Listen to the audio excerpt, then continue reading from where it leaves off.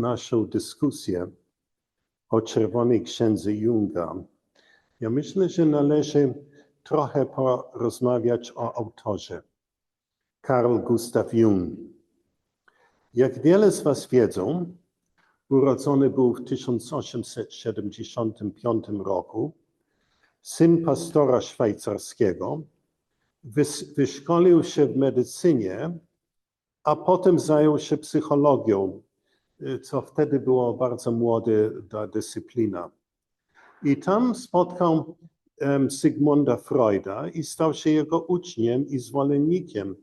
Do stopnia, że ludzie uważali Junga jako następcę Freuda i patrzyli na niego zupełnie jako ten, który utrzymuje teorię Freuda. Jednak ich relacja rozpadła się dosyć boleśnie i o tym możecie czytać w autobiografii Junga, Wspomnienie, sny i myśli. Jest bardzo warto przeczytać tę książkę, bo dowiecie się bardzo dużo o Jungu w tej książce. Ale i to rozstanie, jak mówiłem, było bardzo bolesne, bo Freud był dla Junga autorytetem i dużo więcej niż autorytetem. On był taką postacią ojca. Jung patrzył na niego właśnie na wskazówki, co i jak. Ale problem był, że Jung zaczął w końcu tworzyć swoje własne teorie i pojęcie o podświadomości, co to jest. I te pojęcie Freud nie mógł zaakceptować. Streszcząc sytuację, dla Freuda podświadomość to był zbiór myśli i uczuć i pamięci o sprawach zapomnianych. Dynamika główna, psychologiczna i energia psychiczna była w gruncie rzeczy seksualna. A sny według Freuda wynikały z niespełnionych marzeń. Dla Junga jednak sny były próbą rozwiązania wewnętrznych konfliktów. Zupełnie inne pojęcie o snach. I sny wskazują nie tylko na przeszłość i co się stało, ale także na przyszłość. Dokąd dążymy, jaki jest nasz kierunek i jaki nasz rozwój psychologiczny. I to było akurat wtedy, i mówimy 1910 czy 11 rok, co Jung zaczął studiować mitologię i mity. I widział, że we wielu snach powtarzają się motywy z mitologiach świata. I wtedy zaczął zastanawiać się, czy na pewnym głębokim poziomie ta nieświadomość nie jest wspólna dla człowieczeństwa. No i to było w każdym razie przełomowa myśl Junga. I po zerwaniu z Freudem i co nastąpiło się około 1911 rok, kiedy Jung napisał jego słynne dzieła o symbolach przemiany, o źródle libido, Jung znalazł się bez poparcia zewnętrznego, bez żadnego autorytetu. Muszę sobie powiedzieć, że niczego był pewien. Po prostu brakło mu jakiekolwiek poparcie. I wtedy zdecydował, że muszą wejść w siebie bardzo głęboko i poznać siebie, kim jest, na bardzo głębokim poziomie.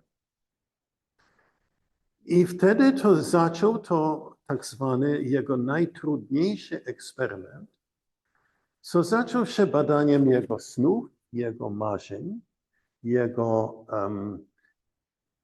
jego wyobraźni, fantazje, myśli, po prostu zapisując te rzeczy i zobaczyć, dokąd one jego prowadzą.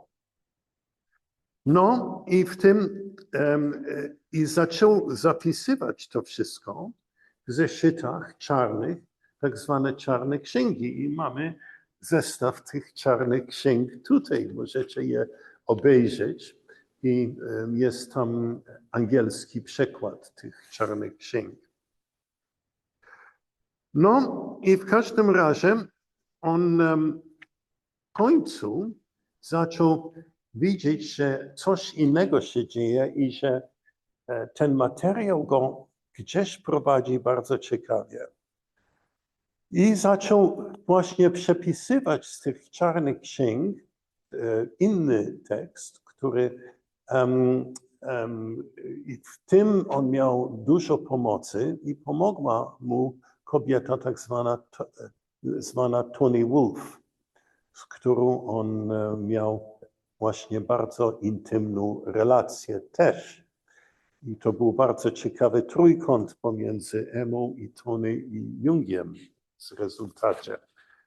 Ale on i to też nie tylko ona pomogła mu tworzyć Czerwoną Księgę i przepisywać jego materiały, ale ona zaczęła swoje własne badania. Ona zaczęła badać swoje własne sny i własne wizje i zapisywać je, ale niestety te nie przetrwały. A więc nie wiemy, co to były, bo o ile wiem, to zniknęły. Nie wiem, w jakich okolicznościach zniknęły, ale w każdym razie nie mamy to, co Toni zrobiła. Ale ona była dla Junga bardzo ważna, bo bez jej pomocy nie wiadomo, czy on by ocalał. Bo on wiedział, że wielu ludzi próbowali taką samą podróż i nie ocaleli. Z tych ja bym wymienił poetę Hölderlin i drugi oczywiście Friedrich Nietzsche, który według Junga on podjął taką podróż, ale po prostu nie był dosyć silny. I jak dowiemy się później, żeby to robić bezpiecznie, trzeba mieć cholernie silne ego. Nie można być, trzeba wiedzieć, co robić z tymi wizjami. I w trakcie weekendu będziemy patrzyli na niektóre wizje, które Jung miał i zobaczymy, że te wizje zaczęły przemawiać do niego i mówił, jesteście symbolami. Nie jesteśmy symbolami, jesteśmy rzeczywiści. Tak powiedzieli mu. I wtedy to był bardzo niebezpieczny moment, bo kiedy coś takiego się zdarzy, to jest naprawdę niebezpieczne, że wpadniesz w psychozę i te wizje zaczną się kręcić dookoła twojego codziennego życia i stracisz po prostu kontakt z rzeczywistością. To jest bardzo niebezpieczny moment. I nie polecam tej podróży każdemu, ale niektórzy są zmuszeni do tej podróży. Nie ma wątpienia o tym, że niektórzy są zmuszeni, ale dobrze mieć dobrą kobietę albo dobrego mężczyznę przy sobie, który mógłby być twoim poparciem w takim przedsięwzięciu. No, wejdźmy w każdym razie w pierwszy obraz. Jedną rzecz też chciałbym dodać. Dlaczego studiujemy Czerwoną Księgę?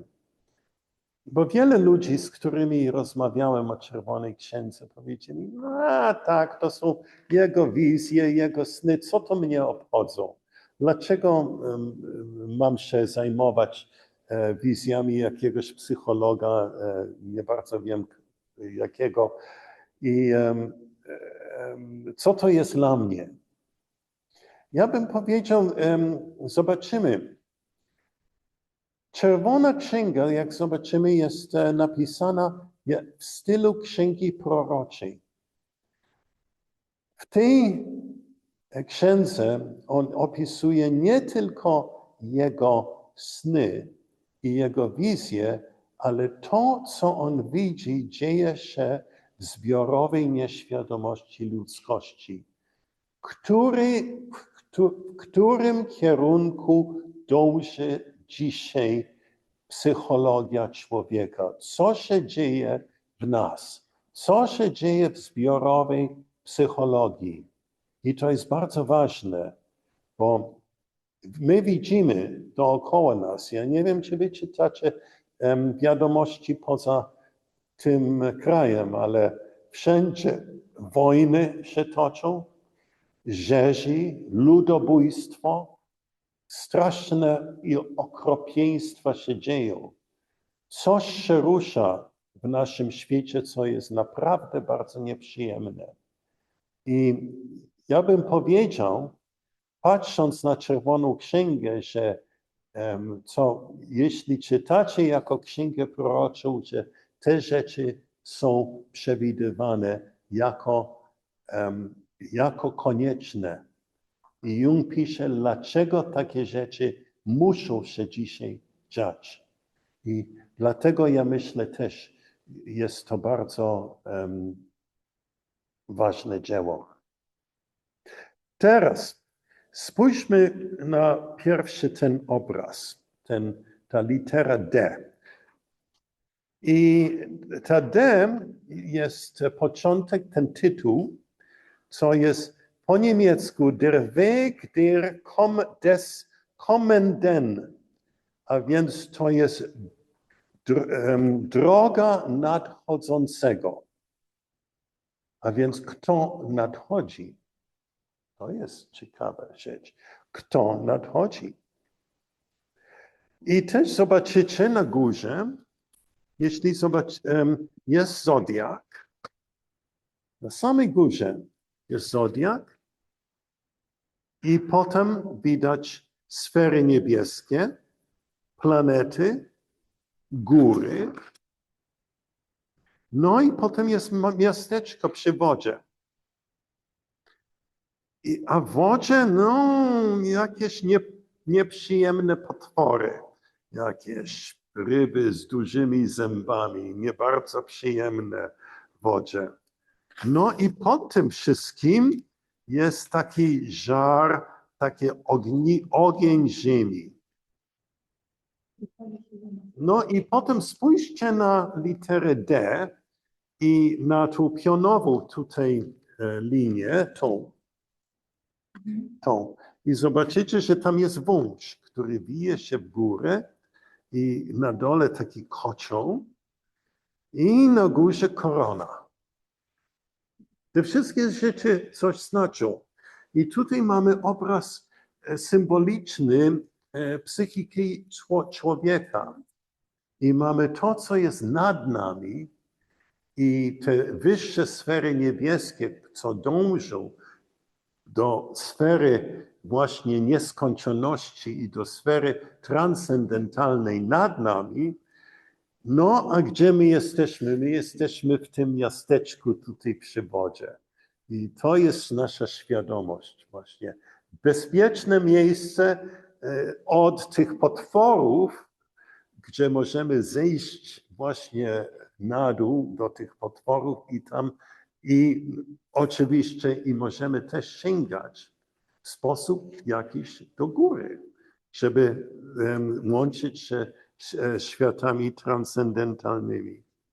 Trzeba zobaczyć też, że Czerwona Księga zaczyna się z cytatów. Tu są cytaty biblijne. Zacznę trochę poczytać właśnie w tej księdze.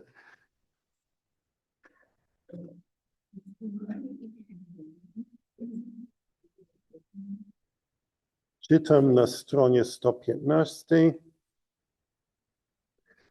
Izajasz rzekł, kto uwierzy temu, cośmy usłyszeli? Na kimże się ramię Pańskie objawiło. On wyrósł przed nami jako młode drzewo i jakby korzeń z wyschniętej ziemi. To jest proroctwo o przyjściu Mesjasza.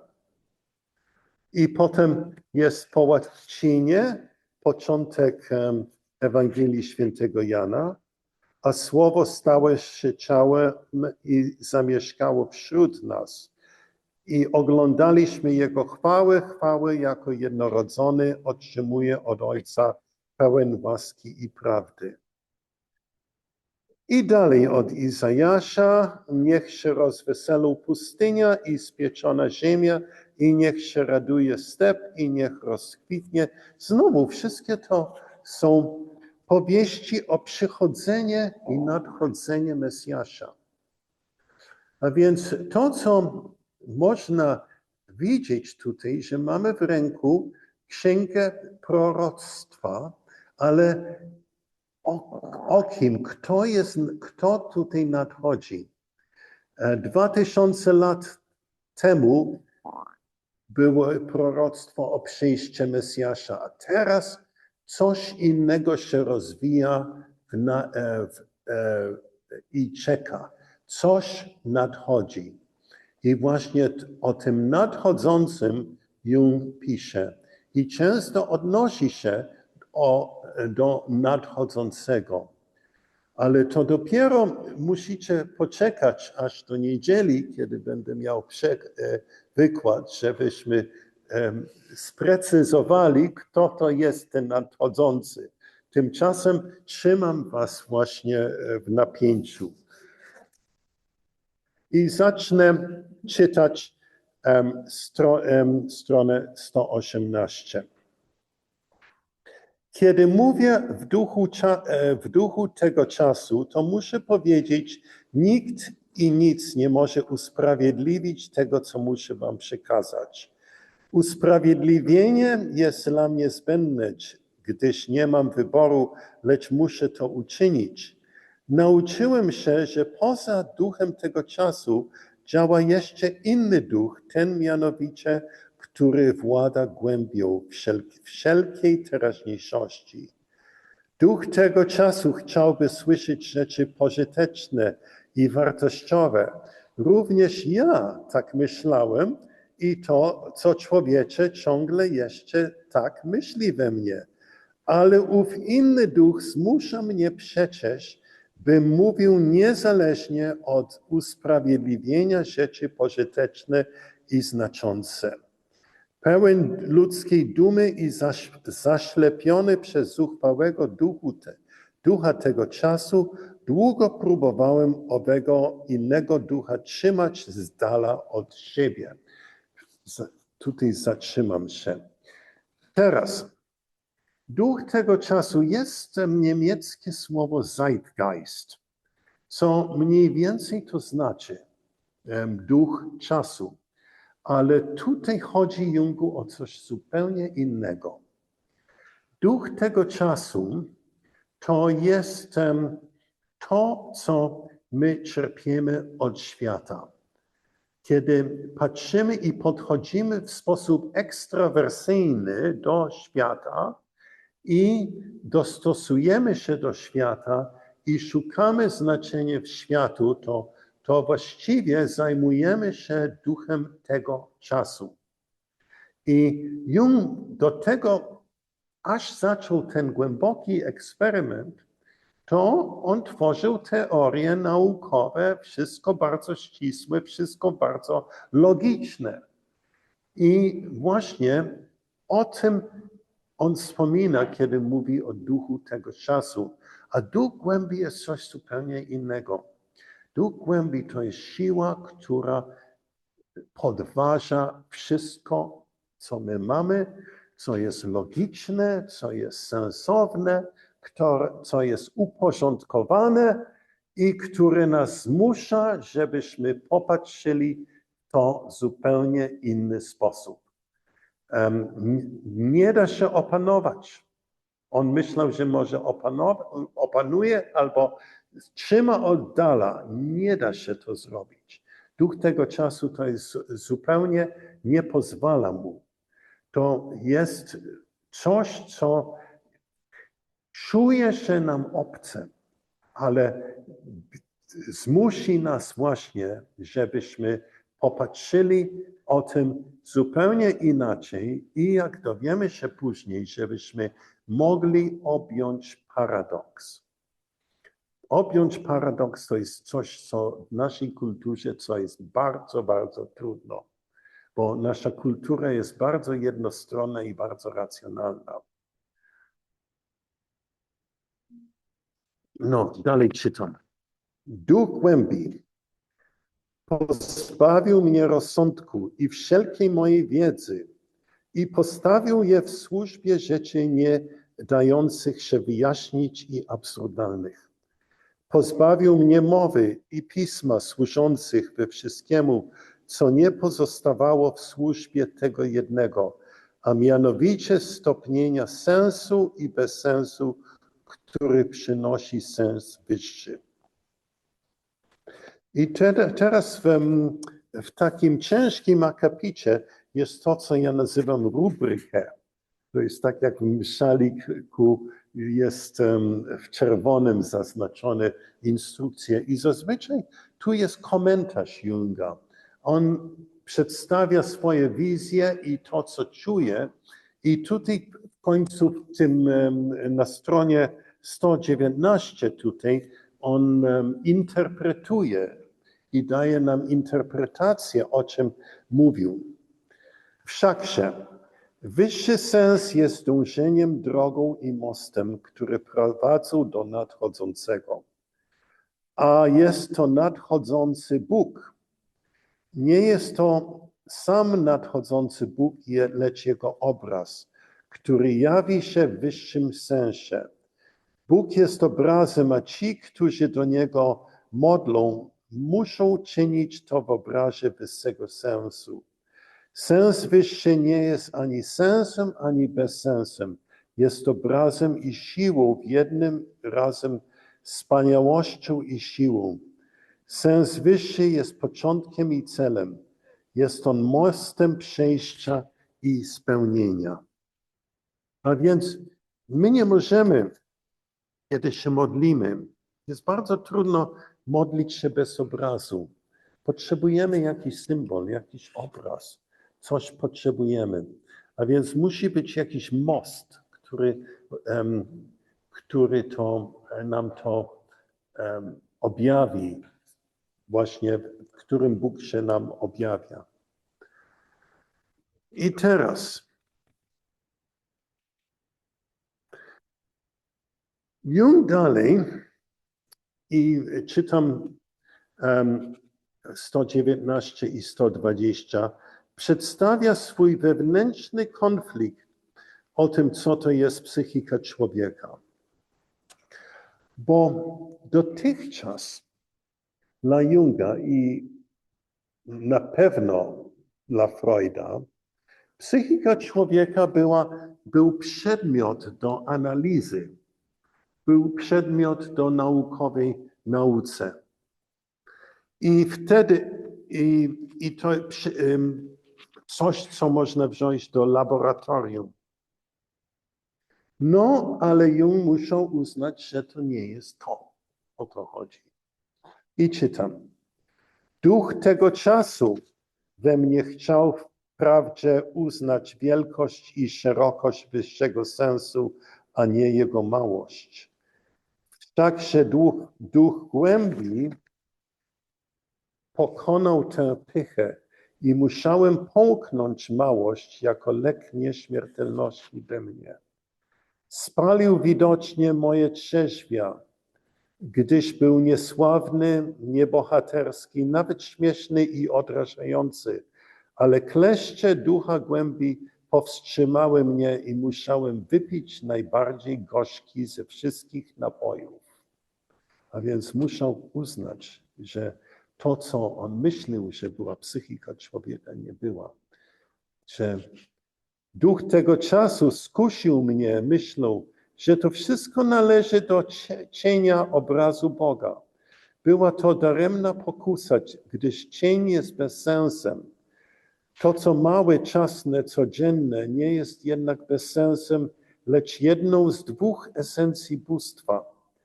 Wzbraniałem się przed ukazaniem, że codzienność należy do obrazu bóstwa.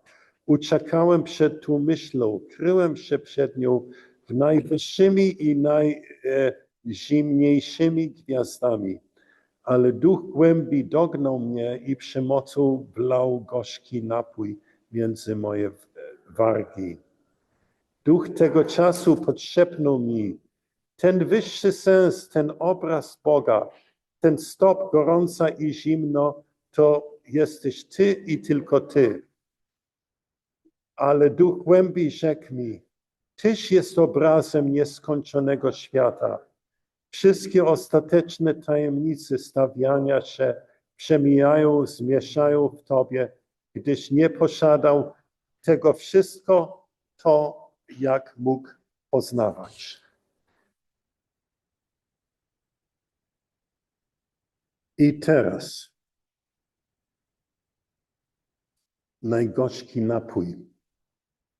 Strona 121. Duch tego czasu przystąpił do mnie i położył przede mną wielkie księgi, które zawierały całą moją wiedzę. I karty były ze spisu, a stalowy rylec wyrył w nich bezlitosne słowa.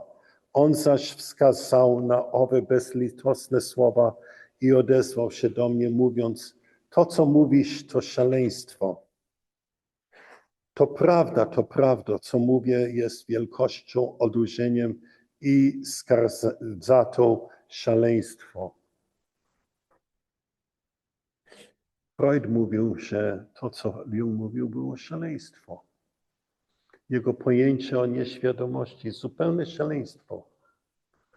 Przecież tutaj, i właśnie tu jest ten obraz tej księgi, tutaj, w którym napisane w stali, to jest praca naukowa, że tutaj mamy przedmiot psychiki człowieka w laboratorium tutaj. A Jung chciał właśnie widzieć i widział, że jest coś innego. Był zmuszony do innego pojęcia o psychiki człowieka.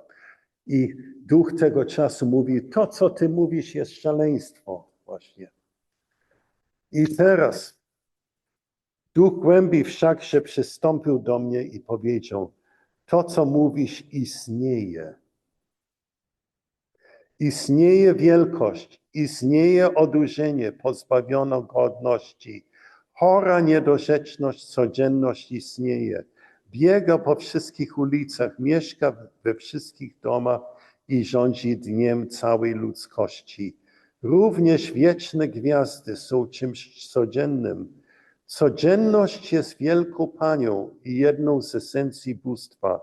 Wyśmiewa się ja, ale także śmiech istnieje. Sądzisz, człowieku, że ten czas, ten śmiech jest czymś bardziej błahym niż część? Gdzie jest twoja miara zuchwalcze, suma życia śmiechu i w czci jest tym, co decyduje, a nie twój sąd. Wtedy nastąpiło coś zupełnie niespodziewanego. I to jest bardzo ważne. I to jest opisane w stronie 122. I nie będę to wszystko czytał, ale możecie sobie przeczytać. I tutaj to była wizja bardzo silna. I to była wizja potopu, która ogarniała całą Europę. Pływające gruzy, tysiące martwych. I to było, ten sen trwał około 2 godziny i powtórzył się 3 razy. 3 razy w roku 1914 miał ten sen. I potem, kiedy podróżował w Szkocji, ten sens miał sens właśnie i był inny sen, że przyszedł mróz, który całą Europę zmarzł, tak że nic żywego nie ocalało. a winogrona, które skosztował, smakowały krwią. Ja bym powiedział, że to nie był bardzo fajny sen. I nic dziwnego, że kiedy te sny zaczęły przychodzić i przyszły tak silno, to on myślał, że zaczyna wariować i że tracił sens rzeczywistości, bo w czasie dnia nie mógł o niczym innym myśleć niż o tych koszmarach, które właśnie się zjawiły się. I wtedy w roku 1914 roku, kiedy wybuchła I wojna światowa, to wtedy przekonał się, że te sny były rzeczywiste i że to wskazywały właśnie na to, co nadchodziło na świecie. I teraz jest bardzo ważne przeczytać teraz rubrykę 124 i 125, bo tutaj mamy pewne jego ostrzeżenie. I on właśnie to ostrzeżenie powtarza kilka razy. I to jest, że on zaczął swoją drogę i pisze o swojej drodze. Ale każdy z nas musi znaleźć własną drogę. I temat, który zobaczycie w Czerwonej Księdze, co powtarza się ciągle, jest,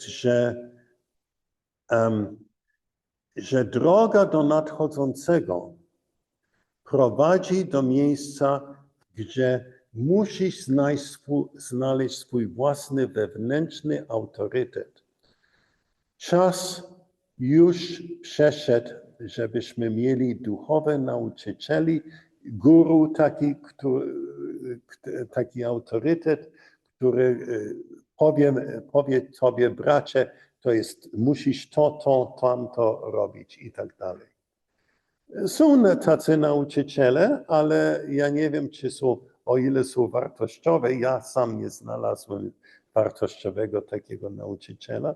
I tak samo, jeśli chodzi o autorytet kościołów, że kościoły i księża powiedzą, rób to, tamto i owako.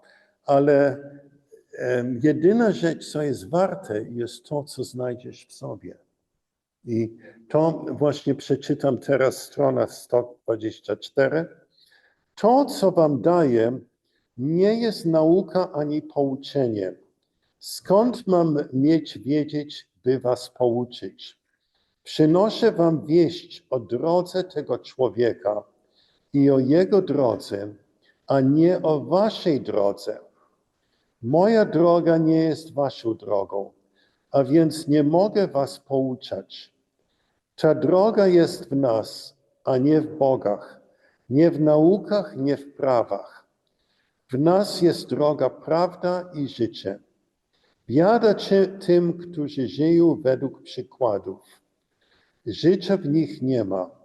Jeśli żyjecie zgodnie z jakimś przykładem, to żyjecie życiem tego przykładu.